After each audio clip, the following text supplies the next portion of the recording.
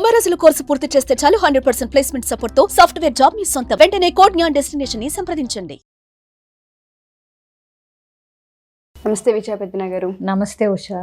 లైఫ్లో అనుకున్నది జరగదు అనేది చాలాసార్లు మీరు చెప్తూ ఉంటుంటారు.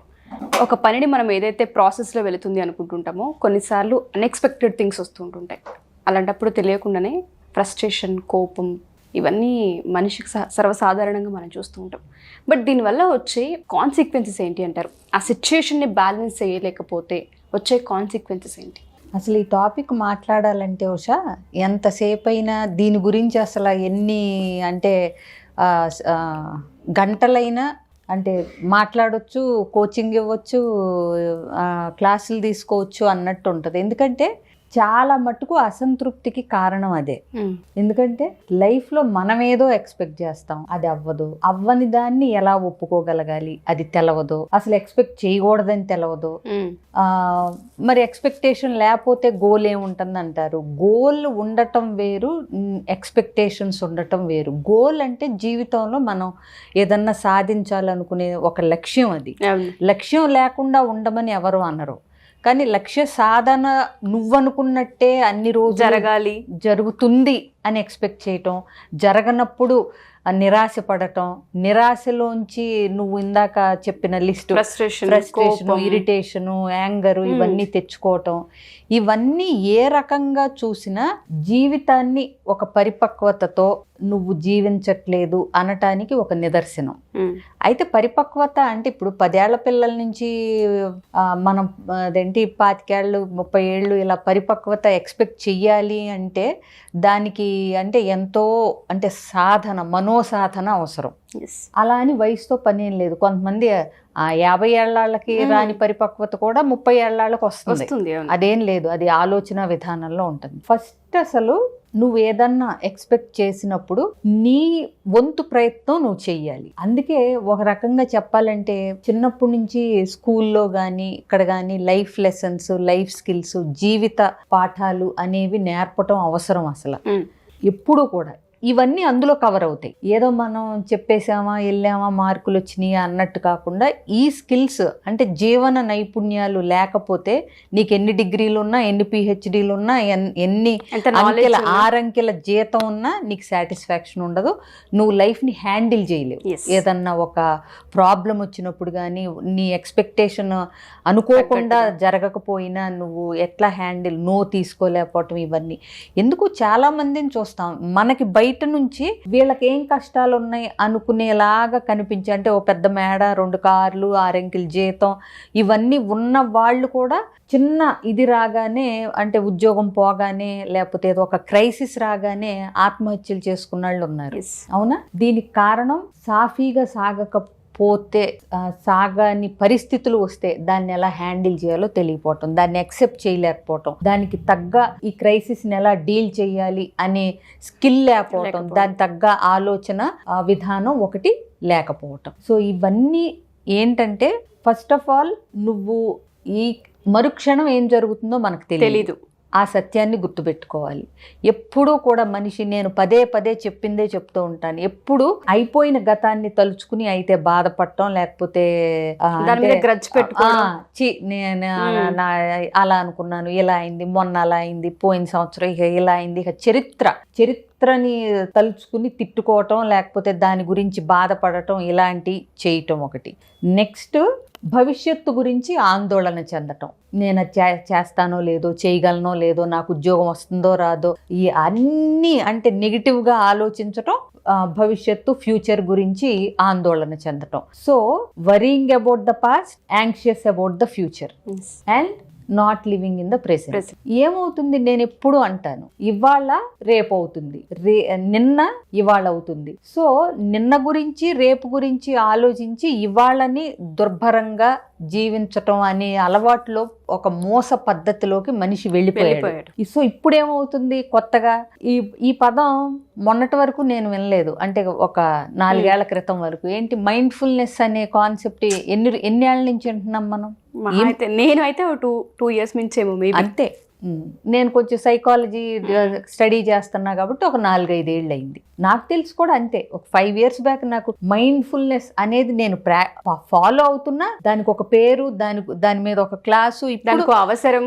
ఇప్పుడు మైండ్ఫుల్నెస్ కోచింగ్ అని చెప్పి మైండ్ఫుల్నెస్ ఇదని నువ్వు నెట్లో ఎత్తుకు బోల్డ్ మంది మైండ్ఫుల్నెస్ కోచెస్ ఉంటారు, అవునా? సో అలాంటి ఒక పరిస్థితి వచ్చేసింది. అది ఎందుకు ఏమిటి అంటే ఇక దాని గురించి మనం చెప్పనేలేము. మితిమీరిన టెక్నాలజీ యూజ్, మితిమీరిన అంటే ఆశలు, ఎక్స్పెక్టేషన్స్, కంపారిజన్స్, వేరే వాళ్ళలాగా మనం ఉండాలనుకోవటం, మనకేం నైపుణ్యం ఉంది, మనం ఏం చేయగలం అనేది పోయి ఎవరికి వాళ్ళు ఇంకోటి షో ఆఫ్ అంటే లేకపోయినా ఉన్నట్టు చూపించాలనుకోవటం, దాంట్లో పడే కష్టం, అది లేదని బాధపడటం. అంటే మనము మనలాగా ఉందాం, మనకున్నంతలో ఉందాం, మనకు నచ్చినట్టుగా ఉందాం అనేది పోయి ఎవరి కోసమో.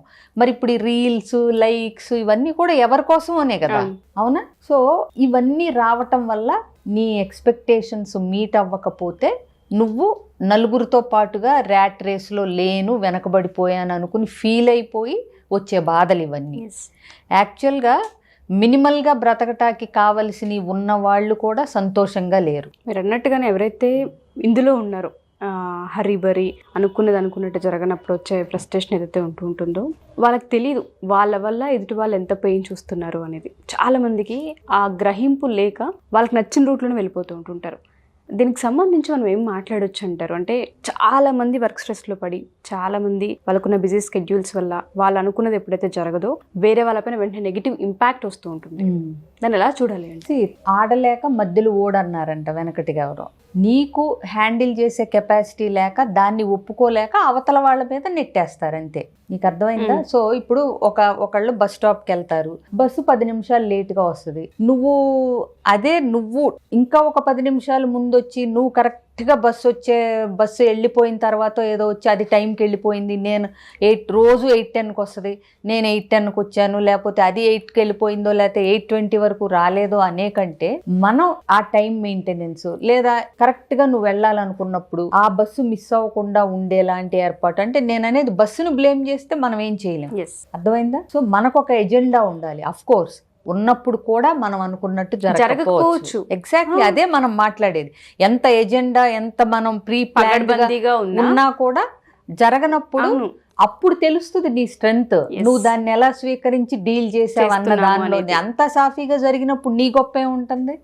ఎమోషన్స్ నెగిటివ్గా అవ్వకుండా, థాట్స్ నెగిటివ్గా అవ్వకుండా, నీ బిహేవియర్ నెగిటివ్గా అవ్వకుండా నువ్వు ఎట్లా ఉండగలగాలి అనేది నీకు తెలుసుకోవాలి. ఎప్పుడైనా ఉషా కాగ్నిటివ్ బిహేవియర్ అంటాం మనం. అంటే ఏంటంటే ఒక థాట్, ఒక ఆలోచన, ఒక ఫీలింగ్ని, ఒక భావోద్వేగాన్ని, ఒక ఎమోషన్ని క్రియేట్ చేస్తుంది. దానిలోంచి వచ్చేదే ఒక యాక్షన్, బిహేవియర్. సో నువ్వు ఎప్పుడైతే నీకు ఒక థాట్, ఆలోచన దగ్గరే నువ్వు గనక మైండ్ఫుల్గా, అంటే నీకు ఏ ఆలోచన వచ్చింది అన్న దాన్నే నువ్వు క్వశ్చన్ చేసి ఆలోచనని ఆపగలిగి, ఆ ఆలోచనని పట్టుకుని నువ్వు ఎనాలిసిస్, డిసెక్షన్ చేయగలిగి, ఎందుకు నాకు ఈ ఆలోచన ఎందుకు వచ్చింది, సో అంటే నేను బాగా చదవలేదు, పరీక్ష ఫెయిల్ అవుతాను అనే ఆలోచన వచ్చింది నీకు, నువ్వు అక్కడ ఆగగలగాలి. దాని నుంచి ఏమవుతుంది, అమ్మో ఇంకేముంది, నేను పరీక్ష ఫెయిల్ అయితే మా నాన్న ఏమంటాడో, అక్కడ ఫియర్, అవునా? దాంతో వచ్చే వణుకు, ఎగ్జామ్ రాయాలంటే భయం, ఎగ్జామ్ ఎగ్గొట్టడం, ఇది బిహేవియర్. సో నేను బాగా చదవలేదు, రాస్తే ఫెయిల్ అవుతానేమో అనే ఆలోచన దగ్గర ఆగి, ఎందుకు బాగా చదవలేదని నేను అనుకుంటున్నాను, నాకెందుకు కాన్ఫిడెన్స్ రావట్లేదు, ఒక చాప్టర్ ఏమన్నా చదవలేదా, నేను 2 చాప్టర్స్ ఏమన్నా వదిలేసానా, ఓకే, ఒకవేళ ఈ 2 చాప్టర్లు వదిలేశాను, సో ఆ 2 చాప్టర్లోంచి క్వశ్చన్స్ వచ్చే అవకాశాలు ఎన్ని ఉన్నాయి, మిగతాదంతా చదివాను కదా, ఓకే, సో అందులోంచి మహా అయితే ఒక క్వశ్చన్ వచ్చే అవకాశం ఉంటుంది. సో ఇంత పేపర్లో ఒక క్వశ్చన్ రాయకపోతే నేను ఫెయిల్ అవుతానా, నిజంగా అనవసరంగా వరీ అవుతున్నానా, ఓకే సరే ఫెయిల్ అయితే అవ్వను, మహా అయితే 90% రాకపోవచ్చు అని నెమ్మదించావు అనుకో. నీ భయం, మా నాన్న ఏమంటారో అనే ఒక భయం, ఎగ్జామ్ అంటే ఒక భయం వచ్చేలాంటి ఆలోచనని నువ్వు మార్చగలిగావు. ఇప్పుడు ఫిజియాలజీని ట్వీక్ చేయాలి అంటే నువ్వు ఆ ఎమోషన్ని ఆపగలగాలి. ఓకే నేను రాస్తాను, బాగా రాకపోతే మా నాన్నకి చెప్తాను ఈ 2 చాప్టర్స్ వల్ల. ఇప్పుడు ఏమైంది, ఓకే ఎప్పుడు 80% రావాలని ఏముంది ఫైనల్ సెమిస్టర్లో, అంతకు ముందన్నీ బాగా రాశాను కాబట్టి నా ఓవరాల్ జీపీఏ బాగానే ఉంటుంది. Let me right first of all, ఏదైతే అది అవుతుంది, అంతగా అయితే బెటర్మెంట్ రాస్తాను అన్నావు అనుకో, నీ భయం తగ్గింది. ఎగ్జాక్ట్లీ. ఆబ్వియస్ గా నీకు భయం తగ్గింది కాబట్టి నువ్వు పరీక్ష రాస్తావు, అంటే నీ యాక్షన్ మారింది. సో ప్రతి ఒక్క మనిషి ఏదన్నా క్రైసిస్ వచ్చినప్పుడు ఈ ఆలోచనని పట్టుకుని అక్కడ ఆలోచించగలగాలి. ఆ నెగిటివ్ థింగ్ ని వెంటనే బిహేవియర్ కి షిఫ్ట్ అవ్వకూడదు. ఎగ్జాక్ట్లీ. ఆ ఎమోషన్ ని ఫిజియాలజీ, ఎమోషన్ ఎక్కడి నుంచి వస్తుంది మనకి అంటే హార్ట్ బీట్ పెరగటం, ఇవన్నీ నెగిటివ్ ఎమోషన్స్ ఎక్కడి నుంచి వస్తాయి, ఒంట్లోంచి వస్తాయి. మన ఎమోషన్స్ కి సిమ్టమ్స్ అన్ని ఫిజియలాజికల్ సిమ్టమ్స్ ని నువ్వు మార్చగలగాలి. ఆ భయము, ఆ చెమటలు పట్టడం అది ఆపినప్పుడు నీ యాక్షన్ బిహేవియర్ కూడా ఆబ్వియస్ గా మారుతుంది. సో మెయిన్ నీ కంట్రోల్ ఎక్కడ ఉండాలి, నీ ఆలోచన దగ్గరే నీ కంట్రోల్, సెల్ఫ్ కంట్రోల్ ఉండాలి. సో నువ్వు విడివడి నీ ఆలోచనని చూసి దాన్ని ఆలోచించి దాన్ని మార్చగలిగి పాజిటివ్ గా అవకాశాన్ని చూడగలిగితే నీకు మొత్తం బిహేవియర్, యాక్షన్ అన్ని మారుతాయి. ఎగ్జాక్ట్లీ. ఇది మేము హెల్ప్ చేస్తాం.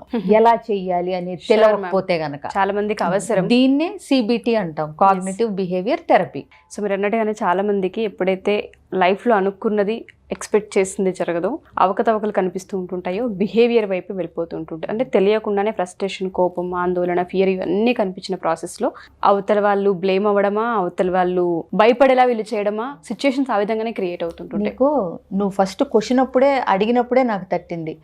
అనుకున్నామని జరగవు అన్ని, అనుకోలేదని ఆగవు కొన్ని, జరిగేదంతా మంచికని జీవించడమే మనిషి పని, నీ సుఖమే నే కోరుకున్నా అని సాంగ్ వస్తుంది. మా చిన్నప్పుడు పాటలు కాబట్టి అంత బాగా గుర్తుంది. ఇది స్పిరిచువల్ గా కూడా నువ్వు ఆలోచిస్తే భగవద్గీతలో మనకి మేనేజ్మెంట్, లైఫ్ మేనేజ్మెంట్ లెసన్స్ అనేది అందుకే. సో నువ్వు చెయ్యాల్సింది నువ్వు చెయ్యి, రిజల్ట్ వదిలేసేయి. రిజల్ట్ నీ చేతుల్లో లేదు, బట్ నువ్వు చెయ్యాల్సిందంతా 100% నువ్వు నీ డ్యూటీని కరెక్ట్ గా చెయ్యి. రిజల్ట్ గురించి ఆలోచించుకో అంటే ఇక్కడ రిజల్ట్ మీద అసలు నీకు ధ్యాస వద్దని కాదు. పాస్ అవ్వాలనే చదువుతారు అందరూ, కానీ పాస్ అవుతానో లేదో, పాస్ అవటానికి ఈ 4 క్వశ్చన్లు చదవాలి, ఆ రంది మానేయాలి. నువ్వు శుభ్రంగా చదువుకో, రిజల్ట్ మీద వదిలే. అసలు నువ్వు శుభ్రంగా చదువుకున్నావు అనుకో, ఆబ్వియస్గా పాజిటివ్ రిజల్ట్ వచ్చే అవకాశాలు ఎక్కువ ఉంటాయి. రిజల్ట్ని ఆలోచించొద్దు కదా అన్నానని నువ్వు పని చేయటం మానకు. ఇదే కదా ఆ శ్లోకం అర్థం, కర్మణ్యేవాధికారిస్తే. సో సింపుల్ శ్లోకాల్లో జీవితానికి అన్వయించుకోగలిగితే ఎంతో అంటే ఉపయోగం మనకి. సో అందుకని ఏంటంటే ఎక్స్పెక్టేషన్స్ కంటే కూడా నువ్వు ప్రొడక్టివ్గా పనిచేయి, జరిగేది జరుగుతుంది. జరగకపోతే ఏం చెయ్యాలో కూడా నువ్వు ప్రొడక్టివ్గా పనిచేసినప్పుడు నీకు ఆల్టర్నేటివ్ కూడా దొరుకుతుంది. అది. Thank you ma'am, thank you so much. Suman టీవీలో మీ పర్సనల్ అండ్ బిజినెస్ ప్రమోషన్స్ కోసం కింది నెంబర్కి కాంటాక్ట్ చేయండి.